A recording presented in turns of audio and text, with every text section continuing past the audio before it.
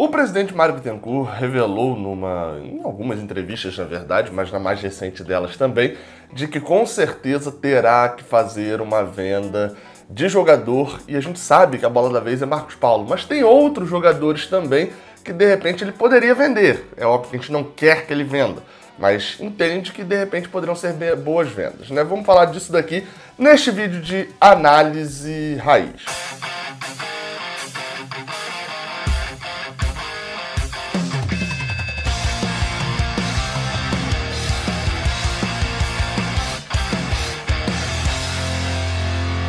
Seja bem-vindo, você guerreiro de todo o Brasil, de todo mundo. Aqui é o canal Raiz Tricolor, eu sou o Gabriel Amaral, sou jornalista e sou tricolor. Deixe o seu like aqui embaixo, likezinho maroto. Hoje é dia 27 de abril de 2020, tô lançando esse vídeo aqui pela manhã, então sei que você vai deixar esse like aqui embaixo e vai se inscrever aqui no canal também.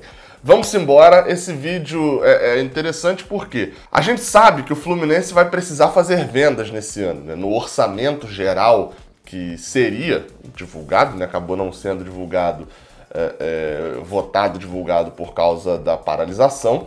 A gente teve acesso e dizia de que o Fluminense precisaria vender entre março, conseguirem dinheiro, não necessariamente vender, mas conseguirem dinheiro, entre março e dezembro, 70 milhões de reais com vendas de jogador.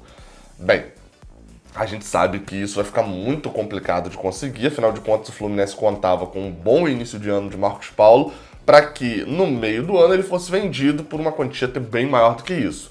Mas, assim, esse desastre econômico que está acontecendo também no Brasil reflete um pouco a facilidade agora da gente também conseguir fazer uma venda um pouco abaixo em euros, mas acima em reais. Afinal de contas, o euro já passa aí da casa dos 6 e pouco, né? Então, deu uma elevada no preço que faz com que uma venda, por exemplo, que antes de 5 milhões de euros era ruim, agora ela passa a ser bem melhor do que era antes. Mas eu fiz esse vídeo aqui com uma triangulação de dados, etc., com 4 jogadores que possivelmente poderiam fazer o Fluminense chegar a esses 70 milhões de reais com uma venda. Então, vamos lá. O primeiro, que é Marcos Paulo. Obviamente, jogador de 19 anos, subiu da base para o profissional no ano passado, atuou ali alguns jogos, até agora, nesse momento, ele tem 45 jogos pelo Fluminense, o que é um número bem expressivo para um jogador de apenas 19 anos que subiu no ano passado, não joga desde os 17, por exemplo, no time profissional, 16, 17 anos. Fica destaque de que são 28 jogos como titular, mais da metade como titular, marcando 11 gols. E desses 11 gols muito importantes. Se a gente for pegar no final do ano passado, boa parte daquela reta final ele está envolvido nos gols, né? A gente pega não só os gols que ele fez, como contra o Palmeiras, por exemplo, mas também jogadas em que ele participa de jogos muito importantes, como o gol do Johnny Gonzalez contra o CSA, ele que faz a jogada toda para cruzar. O gol contra o Atlético Mineiro, que é dado contra, se o cara não faz contra na frente dele, ele já estava ali com o pé posicionado para poder empurrar a bola para o gol. Participa de muitas jogadas e muitos gols e chamou a atenção. Já tinha chamado quando subiu da base, já com o João Pedro e João Pedro já vendido. O Fluminense já recusou algumas ofertas por ele, porque é tratado internamente no Fluminense como a maior revelação, possivelmente a maior revelação e a maior venda do Fluminense nesta década inteira. E talvez, acho que só não tratem do século, porque tem um trau aí de Thiago Silva e de Marcelo, né? A multa de Marcos Paulo é de 45 milhões de euros num contrato que vai até o junho de 2021. Esse que é o problema, é que tem só mais um ano de contrato. Então essa multa de 45 milhões de euros dificilmente será alcançada. Muito dificilmente.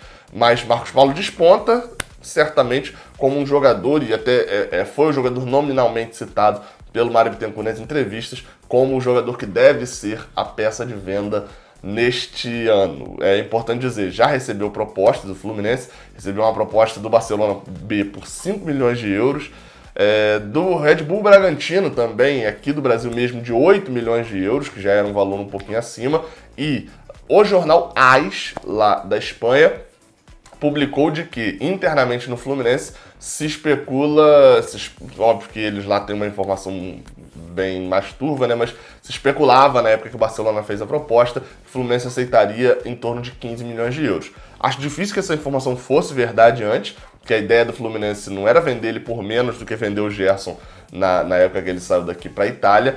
Mas hoje eu já não diria que seria tão fora da realidade, não. Ainda mais com 15 milhões de euros. Hoje dando, vamos botar por baixo aí que o euro tá R$6, mas tá mais que isso. Daria 60 milhões de euros, mais 5,90, daria uns quase 100 milhões de euros, né? Considerando os 50 centavos ali que tá. Daria mais de 100 milhões de reais, aliás, na conversão. Seria tão baixinho, não, mas seria decepcionante, seria frustrante vendê-lo por esse valor. Bem, falei bastante de Marcos Paulo, que é o principal nome, mas outro nome que também poderia ser, e aí lembrando, daqui pra frente agora, não se tem especulação, não se tem uma proposta, nada disso não. São nomes que eu estou vendo como possíveis para venda. Não necessariamente eu quero que sejam vendidos também, mas uma outra opção seria Miguel, o meio atacante de 17 anos, esse muito novo, subiu pro profissional, esse sim, subiu pro profissional ainda com 16, e recém-feitos 16 anos. Então é um jogador que chamou muita atenção pelo seu primeiro momento, né? Sua estreia foi naquele jogo contra o Cruzeiro, foi o jogador mais jovem a jogar pelo Fluminense, logo depois já renova contrato, etc. E em 2020 tem se estabelecido como um jogador do elenco profissional. Não é titular, mas tem se estabelecido. Tanto que, em número de jogos, ele jogou apenas 12 jogos, foram 12 jogos nesse período aí de um ano, né, vamos botar assim, ele estreou em junho de 2019 até agora em março de 2020 foram 12 jogos, só 4 como titular, né, muito pouco, todos eles em jogos de menor porte, assim, considerando o Campeonato Carioca, né, ele foi titular também num jogo de Sul-Americana.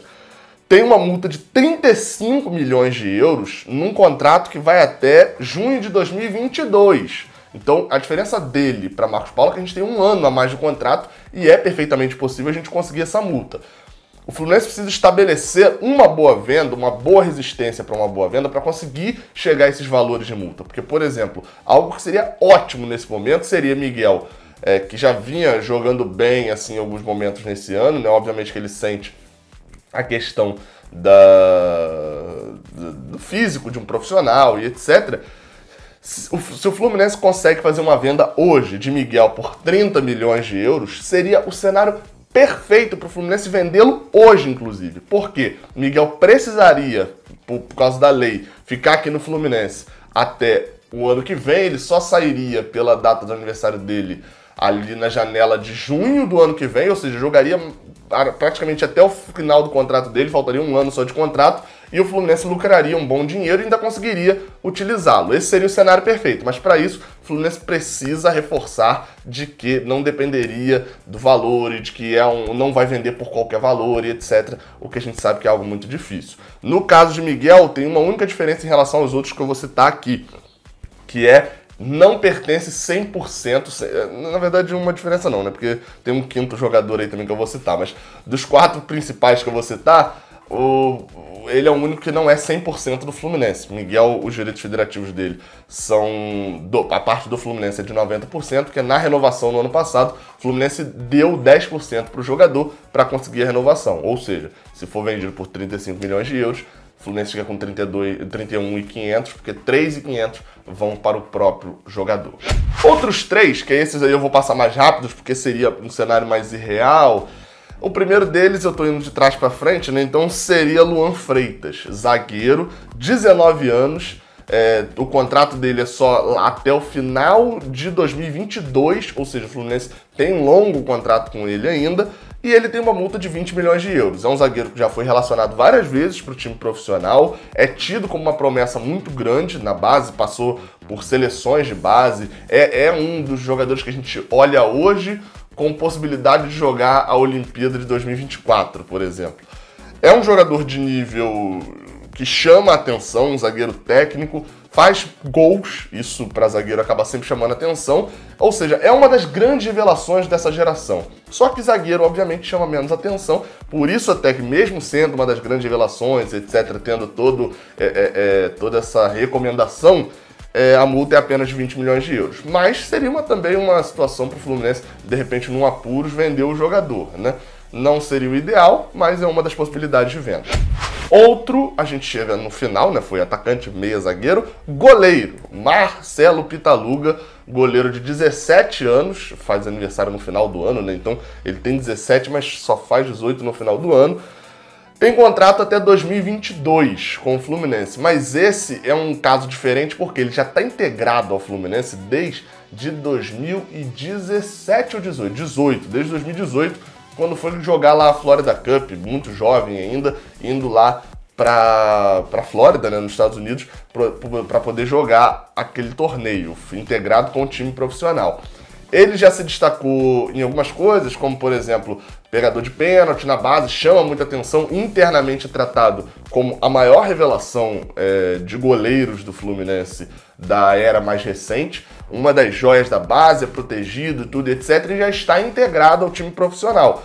Ele, na teoria, se tudo corresse normalmente nesse ano, ele seria o quarto goleiro do profissional, sendo o titular ou o reserva do time de aspirantes, né? Ou ele seria o terceiro goleiro do profissional, ou ele seria o titular dos aspirantes. Então, é um goleiro que já está habituado ali ao time profissional. Eu não achei informação do contrato dele, eu não achei informação de quanto que é a multa rescisória. A gente não tem noção, mas sabe que goleiro também é complicado. Tem que usar. Marcelo Pitaluga a gente não tem que pensar em vender, não. Tem que pensar em usar, porque goleiro, o valor é muito baixo em relação ao atacante. Então, é melhor a gente garantir ele usando e depois, de repente, fazer uma boa venda do que necessariamente procurar só a venda agora. E para fechar, tem mais um aqui. Todos esses que eu citei, exceto o Miguel, são 100% do Fluminense, né? Ou seja, o Fluminense realizou a venda. Ele fica com o dinheiro todo, mas tem Francisco. Não sabe, não, Francisco Evanilson, agora você entendeu melhor, né? Evanilson também, que é um atacante, e aí por que esse eu coloquei como um ponto de venda, mas que não compensa pro Fluminense? Bem, Evanilson tem 20 anos, tem um contrato de empréstimo com o Fluminense até 2021. Ele pertence ao Tombense, não pertence ao Fluminense, a gente sabe naquela... Não vou como eu explicar aqui naquela questão que aconteceu no final do ano, ele não renovou, já tinha pré-contrato, etc. E o Fluminense conseguiu um empréstimo com o Tombense, ou a Tombense, até o final de 2021, 2 anos de empréstimo, e segundo o Portal da Transparência, é muito legal poder citar isso, segundo o Portal da Transparência, o Fluminense tem com Evanilson 20% dos direitos dele, ou seja, o Fluminense permaneceu com 20% do jogador e tem 10% do direito de vitrine, ou seja, numa possível venda, por exemplo, o Evanilson vendido para a Itália por 10 milhões de reais, um exemplo hipotético. O Fluminense fica com 20% disso, se quiser vender a sua parte, né, ou seja, 2 milhões, mais 10% porque ele estava no Fluminense, vai para 3 milhões e o Fluminense ficaria com 30% da negociação. Não compensa para mim isso acontecer agora, porque a gente pode utilizar muito mais Evanilson do que vai ganhar de dinheiro vendendo ele, considerando que a gente tem só 30%, né? Afinal de contas, os números de Evanilson, para mim, é o mais impressionante desses todos aqui. São 9 jogos só como titular e 7 gols. São 13 jogos ao todo, são pouquíssimos jogos no profissional, mesmo tendo uma idade um pouco mais avançada, ele faz 21 nesse ano. Mas é de impressionar, você tem um jogador ter 9 jogos como titular e 7 gols. É chamativo, mas não é para vender não, esse é para usar também. Então é isso, se gostou dessa análise aqui, deixa o seu like aqui embaixo, se inscreva aqui no canal e torça para que o Fluminense ganhe dinheiro na Mega Sena. Também dinheiro na Mega Sena não serve para quase nada, né, para clube de futebol. 50 milhões de reais não muda a vida de um clube, né? Mas enfim, né? Saudações tricolores e vamos esperar que a gente ganhe na Mega Sena com uma venda bilionária dessa aqui. Valeu!